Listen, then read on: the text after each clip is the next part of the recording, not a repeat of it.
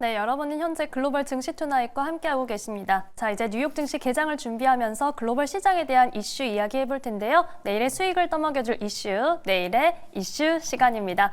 자, 오늘은 퍼스트 프라임 리서치 이동근 대표와 함께하겠습니다. 대표님 안녕하세요. 네, 안녕하십니까. 네, 오늘도 잘 부탁드립니다. 저희 오늘의 주제 바로 한번 확인해 볼게요. 네, 오늘의 주제입니다. 딥시크 쇼크 그 이후 시장입니다. 정말 딥시크가 이제 설 연휴부터 해서 내내 정말 어디에도 빠지지 않는 이야기가 된 것 같은데 이제는 처음에 그 쇼크에서 벗어나서 시장에 오히려 확대하는 효과를 줄 수도 있다. 뭐 이런 의견도 나오고 있는 것 같아요. 대표님 지금 어떻게 보고 계신지 궁금합니다. 뭐 아시겠지만 이제 그 딥시크의 AI 모델이 네. AI 생태계 전반을 뒤흔들어 온 것은 사실이고요. 그렇죠. 뭐 사실 이제 성능 테스트에서 현존하는 이제 최고 성능 모델이라고 할 수 있는 오픈 AI의 O1하고 거의 동등한 성능을 보였다라는 거죠. 그러면서 어떤 평가를 받았냐면 저렴하고 똑똑하다. 싸게 만들었는데 똑똑하다라는 그런 평가를 받았고 결국 이러한 사실이 AI 개발에다가 천문학적인 금액을 쏟아 부어왔던 우리 빅테크들한테는 굉장히 패닉에 빠지게 만드는 그러한 어떤 결과를 가져왔다 이렇게 말씀드릴 수가 있겠고 주식시장도 상당히 그 딥시크 쇼크를 조금 피해갈 수 없었던 그런 상황이 발생을 했고요.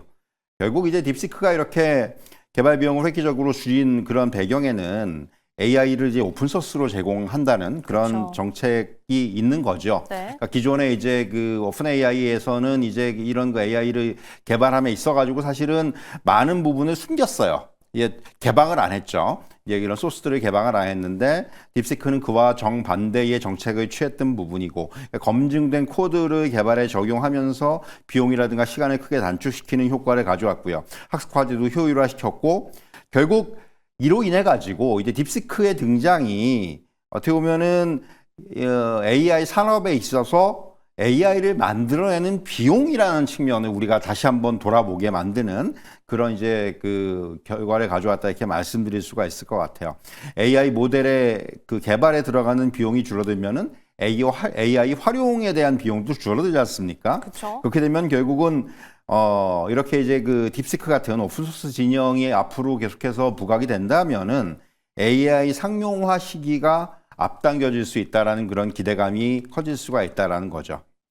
사실 시장에서 가장 우려하는 부분은 이제 지금까지는 AI 모델을 개발을 할 때 비싼 고가의 고성능 칩을 많이 사용해야만이 AI 모델을 개발할 수 있다는 그런 공식을 가지고 있었는데 그렇죠. 이게 이제 흔들린다는 거예요. 네. 그러면서 그렇다면은 과연 앞으로 빅테크들이 AI 관련의 투자에 지금처럼 많이 하겠느냐 이런 우려가 있었던 거예요. 근데 사실은 뚜껑을 열어보면은 요번에 뭐 메타라든가 구글이라든가 아마존도 그렇고 마이크로소프트도 그렇고 이런 그 4개사가 이제 실적 발표를 하면서 AI 투자에 대한 얘기를 했거든요. 근데 4개사의 어떤 그 AI 투자에 대한 금액을 합치면 400조가 넘어요. 그러니까 결국 지금 빅테크들은 설사 그렇다고 하더라도 설사 이런 뭐 딥시크가 싸게 개발한다고 하더라도 AI에 대한 그 투자를 줄일 생각은 없어요. 아직까지 AI 산업은 지금은 투자의 단계라는 부분이죠. 지금 여기서 어떤 결과를 만들어내고 성과를 만들어내기보다는 아직은 투자를 할 단계다. 이렇게 인식들을 하고 있는 것으로 보여지고요. 그러니까 어떤 장기적인 관점에서 이제 앞으로 이제 오픈소스 진영, 그러니까 이렇게 되면 이제 오픈 AI도 결국 개방을 해야 될 거고요. 네. 오픈소스 진영이 경쟁력을 확보하면서 이것을 활용하는 개발자들이 늘면은 뭐 GPU라든가 또 추론용 AI 반도체라든가 이런 시장은 성장할 수밖에 없어요. 계속해서 이런 플레이어들이 늘기 때문에 이 어떤 AI 반도체라든가 이런 쪽에서는 오히려 더 수요가 늘어나는 효과를 가져올 수 있는 그렇게 예상이 되고요. 또 그동안은 사실은 미국이 이런 그 AI 산업을 주도를 했었는데 이제는 중국이 다 따라왔다라는 거예요. 그렇게 되면은 미중 간의 치열한 경쟁 구도로 재편이 되면서 이러한 경쟁의 심화가 AI 인프라의 투자 속도라든가 규모의 증가로 이어질 수 있다. 이렇게 좀 기대를 해볼 수가 있을 것 같습니다. 여기서 이제 중요한 부분이 제가 이제 어떻게 오늘 말씀드리는 거에 가장 중요한 부분이라고 할 수가 있는데 사실 딥시크 쇼크 이후에 네. 가장 흥미로웠던 것은 오픈 AI의 CEO죠. 샘 알트만의 행보였어요. 물론 이게 이제 딥시크가 나오고 나서 전격적으로 뭐 결정한 건 아니에요. 그 전부터 이제 예정이 돼 있었던 부분이 네. 공교롭게 이게 맞물리면서 이게 그쵸. 샘 알트만이 딥시크 때문에 저러는 거 아니야라고 오해를 받을 수 있는 행보였죠. 왜냐하면은 일본 갔다가 우리나라 왔다가 인도 갔다가 중동까지 가는 이러한 어떤 거의 뭐 굉장히 많은 나라를 이제 그 순방하는 이런 일정을 지금 가지고 있단 말이에요. 결국 이렇게 광폭 행보를 가지는 가장 큰 이유라고 뽑을 수 있는 부분은 역시 이제 오픈 AI가 지금 자금이 필요하죠. 아시겠지만 이번에 이제 트럼프 대통령이 다시 집권을 하면서 중점을 기울이는 정책 중에 하나, 우리가 이제 스타게이트 프로젝트라는 그 이제 어떤 정책을 내놨습니다. 여기는 이제 오픈 AI라든가 또 소프트뱅크의 손정희 회장이라든가 또 뭐 마이크로소프트도 이제 가담이 되고 여기에 이제 또 네. 엔비디아라든가 ASML 같은 회사들도 여기 이제 가담을 한단 말이에요. 그러니까 어떻게 보면은 그 미국 내에서 어떤 그 AI 대규모 데이터 센터 구축을 목표로 하면서 결국 AI의 대중화를 가기 위한 어떤 굉장히 중요한 그 인프라를 만든다. 이렇게 이제 우리가 이해를 하면 될 것 같은데 이제 그를 위해서 이제 돈이 필요한 거예요. 당장 지금 한 400억 달러 규모의 투자 유치를 추진한다고 그러죠. 여기 이제 스타게이트 프로젝트에 한 5천억 달러 규모의 자금이 필요한데 당장 필요한 게 한 400억 달러다. 이렇게 지금 이제 시장에서 예상을 하고 있는 부분이고 결국 요번에 이제 이렇게 각국을 순방을 하는 이유가 가장 중요한 부분은 자금을 유치하기 위해서. 사실 뭐 일본도 그렇고 우리나라는 같은 경우 삼성전자, 카카오 만났잖아요. 네. 결국 뭐 삼성전자 같은 경우도 그런 얘기들 하잖아요. 삼성전자가 지금 돈은 많은데 어디다 투자할 건지 그걸 이제 결정해야 되는데 굉장히 중요한 대안이 될 수가 있어요. 서로 간의 이해관계가 맞아떨어지기 때문에 이런 부분 때문에 사실은 샘 알트만 그 CEO가 지금 요번에 이제 그 순방을 한 거다 이렇게 이제 얘기들이 나오고 있고요. 결국 이 워낙 그 규모 자체가 이 스타게이트 프로젝트의 규모가 방대하기 때문에 사실은 미국 내에서 전액을 투자받기가 쉽지가 않아요. 그래서 이제 뭐 정말 글로벌 프로젝트가 될 가능성이 좀 높다고 봅니다. 그런 가운데서 이제 뭐 또 우리가 이제 그런 얘기들 많이 하잖아요. 지금 미국 내에서도 이 부분을 두고 약간 좀 말들이 많단 말이에요. 사실은 앨런 머스크 같은 경우는 이게 부정적인 또 얘기를 했어요. 네. 그 돈이 어디 있느냐 이제 이런 얘기를 하면서도 약간 좀 사실 앨런 머스크하고 지금 샘 알트만 사이가 안 좋잖아요. 원래 같이 이 오픈 AI를 창업을 했는데 앨런 머스크가 좀 빠져나왔죠, 여기서. 그래서 사실은 좀 사이가 안 좋은데 어쨌든 간에 그런 뭐 여러 가지 이제 그런 비하인드 스토리가 있는데 지금 사실은 미국과 이제 중국 간에 본격적인 AI 경쟁에 접어들면서 중국이 좀 유리한 측면들이 분명히 있어요. 왜냐하면은 인건비가 저렴하죠. 그리고 미국 대비해서 전력 요금이 한 3분의 1밖에 안 됩니다. 그렇기 때문에 이런 부분들을 강점으로 내세우면서 굉장히 지금 빠르게 성장을 하고 있다는 거예요. 사실 스타게이트 프로젝트가 처음에 이제 시작을 했을 때 이것을 이제 트럼프 대통령이 이제 공공연하게 이제 공식화시킨 부분도 사실은 중국을 견제하는 거죠, 이거는. 중국이 AI 기술이 굉장히 지금 다 따라왔다는 것 갖다가 인지를 하면서 이 부분을 갖다가 어떻게 하든 간에 지금 다시 한번 격차를 벌리기 위해서 이런 그 스타게이트 프로젝트를 갖다가 서둘러서 런칭을 한 거고요. 결국은 그렇기 때문에 사실은 샘 알트만의 이런 행보가 단순히 뭐 자금 유치를 위해서라기보다도 중국을 견제하기 위한 각국의 협력을 요청하는 차원으로 우리가 해석하는 게 맞다고 생각을 해요. 일본, 뭐 우리나라, 인도 공통점은 전부 다 IT 강국들입니다. 그렇기 때문에 이런 IT 강국들을 포함해서 아시아 주요 국가들하고 협력하면서 AI 생태계를 미국 중심으로 유지를 하면서 중국의 영향력을 견제하려는 어떤 이러한 의도가 저는 조금 더 강한 것이 아닌가 이렇게 좀 말씀드릴 수가 있을 것 같고요. 사실 이렇게 딥시크의 파급 효과가 워낙 지금 커지면서 미국 행정부도 굉장히 적극적으로 대응을 하고 있죠. 네. 그러니까 당장 트럼프 대통령하고 엔비디아의 젠슨 왕 CEO가 회동을 가졌습니다. 사실 젠슨 왕 CEO는 그 트럼프 대통령 취임식에도 안 왔단 말이에요. 그래 약간 거리감이 있는 것이 아닌가라고 우리가 이제 그동안 좀 생각들을 하고 있었는데 전격적으로 회동을 가지면서 딥시크 또 이제 AI 칩의 수출이라든가 이런 부분에 대한 통제 강화와 관련해서 논의를 한 것으로 알려지고 있고요.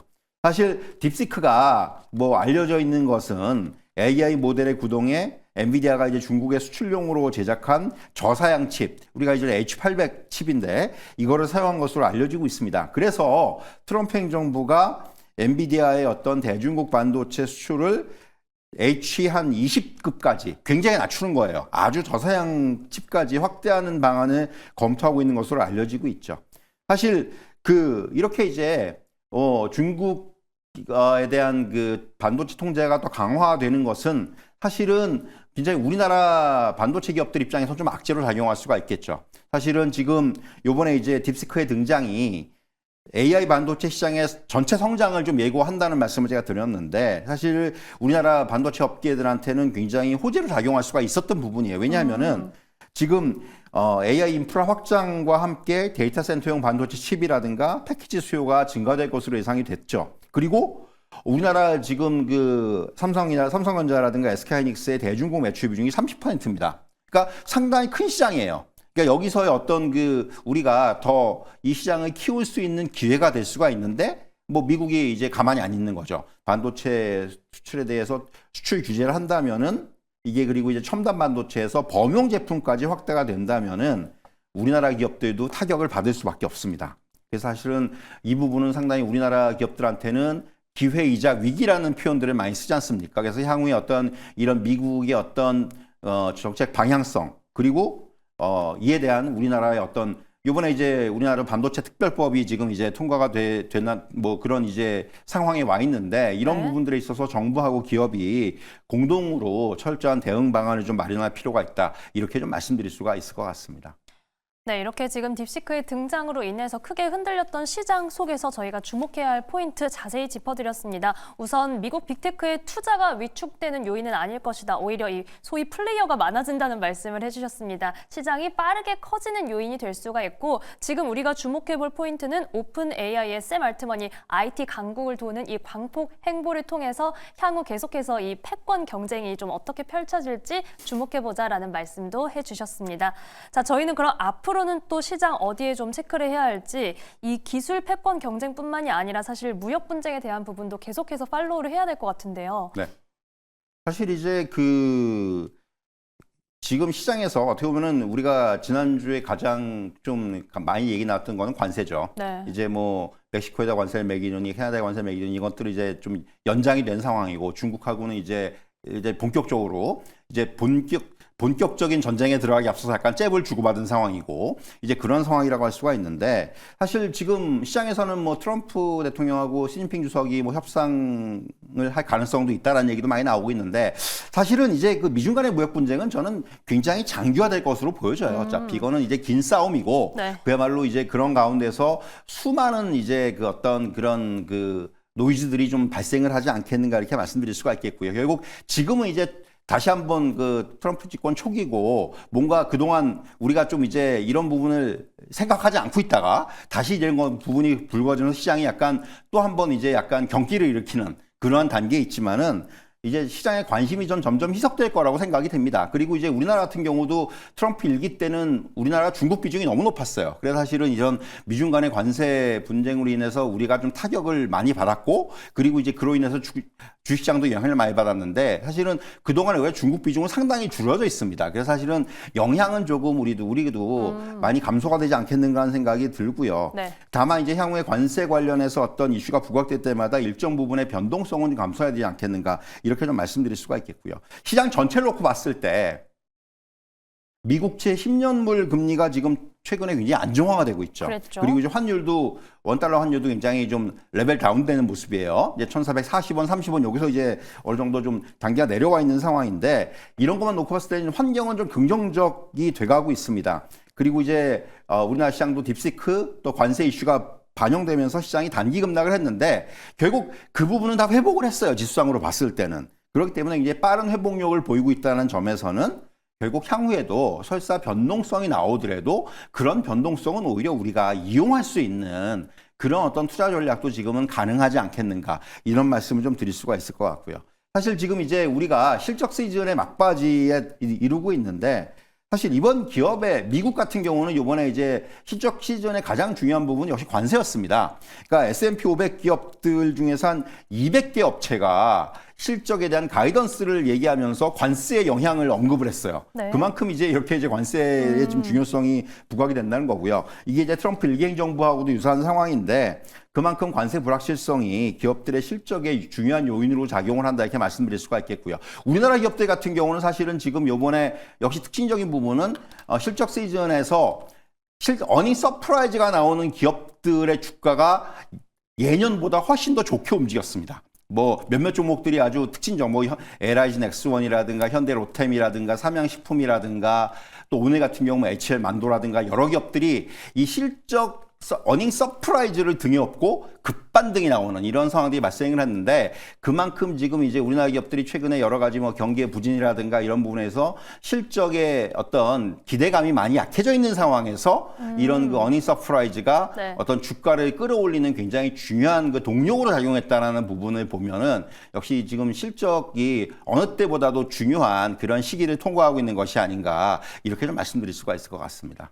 네, 한편으로는 이 빅테크 어닝 시즌이 시작됐는데 왜 관세 이야기를 지금 꺼냈냐 이렇게 얘기하신 분들도 있었는데요. 실적의 영향력은 여전히 강하다라는 말씀해 주셨고요. 또한 이 미 10년물 국채금리가 소위 고용 서프라이즈로 치솟을 때 대표님과 함께 있었던 기억이 나는데 최근에는 안정되는 흐름까지 저희가 함께 체크를 해봤습니다. 또 앞으로의 시장 동향도 계속해서 팔로우 해보도록 하겠습니다.